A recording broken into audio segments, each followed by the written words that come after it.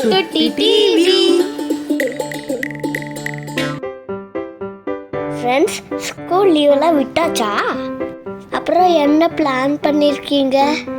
சரி, சம்மர் வந்துருச்சு, வெயில் அதிகம் சுத்தாதீங்க, எல்லாம் ஹெல்த்தியான ஃபுட்ஸை எடுத்துக்கோங்க.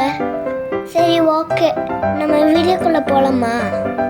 அதுக்கு முன்னாடி ஒரு விஷயம், வீட்டில் அம்மா அப்பா சொல்கிறது கேட்டு நடந்துக்கோங்க. ஒரு கரடி காட்டில் இருக்கிற மற்ற விலங்குகளை தொந்தரவு பண்ணிக்கிட்டே இருந்துச்சாமா. அது எப்படி நல்ல கரடியை திருந்துச்சின்னு பார்ப்போம். ஒரு காட்டுல பெரிய மரம் ஒன்று இருந்துச்சு. அந்த மரத்துல பறவைகளும் விலங்குகளும் வாழ்ந்துட்டு வந்தாங்க. அதே காட்டுல ஒரு கரடி ஒன்று இருந்துச்சு. அது அளவுக்கு மிஞ்சின சேட்டைகளை செஞ்சுட்டு வந்தது. அது அந்த மரத்துல இருக்கிற பறவைகளையும் விலங்குகளையும் கஷ்டப்படுத்திக்கிட்டே இருந்தது. அந்த கரடி பறவைகளோட கூட்டை எட்டி பார்க்கும், குஞ்சுகள்னு கூட பார்க்காம இது உங்களை தூக்கி எறிகிறேன் பாருங்கள் அப்படின்னு கூட்டை பிச்சு போடும்.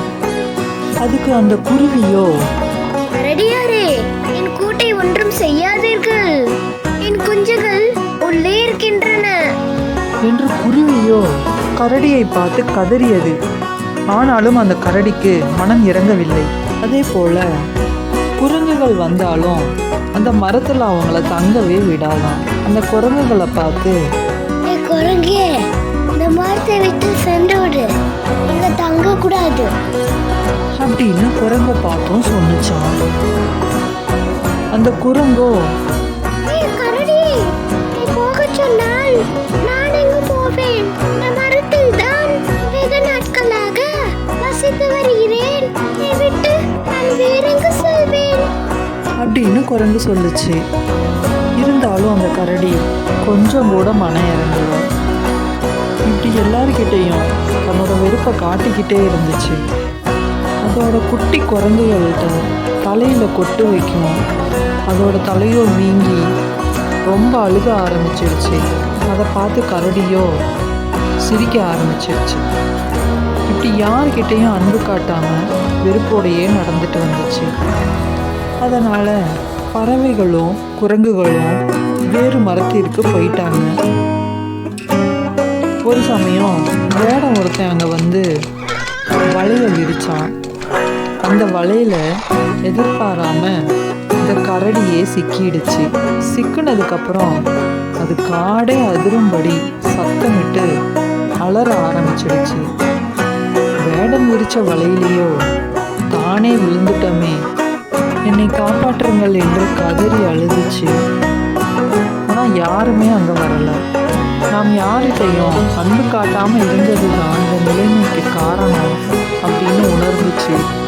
இந்த சமயம் கரடியோட சத்தத்தை கேட்டு வந்த பறவைகளோ வேடனை கொத்தி கொத்தி துரத்திட்டாங்க. குரங்குகள் வலையை பிச்சு போட்டு அந்த கரடியை வெளியே எடுத்தாங்க. அந்த சமயம் இவங்க எல்லாருமே ஒன்றா நண்பர்கள் ஆயிட்டாங்க. அப்போ அந்த கரடி முடிவு பண்ணுச்சு, நம்ம யாருக்கிட்டையும் வெறுப்பை காட்டாம அன்பு செலுத்தணும்னு முடிவு பண்ணுச்சு. அதை கரெக்டாக செஞ்சுட்டு வந்துச்சு. எந்த குட்டீஸ், இந்த கதையை முழுசா பார்த்தீங்களா? நம்ம இதுலேருந்து என்ன தெரிஞ்சுக்கணும்? உங்களுக்கு லீவு வேற வந்துருச்சு.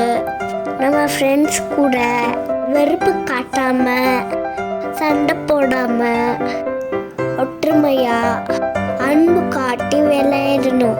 நம்ம அன்பு காட்டினாதான் அவங்களும் நம்ம கிட்ட அன்பா நடந்துப்பாங்க. நானும் எங்க நண்பர்கள் கூட விளையாட போறேன். நாளைக்கு பார்க்கலாம். பாய்.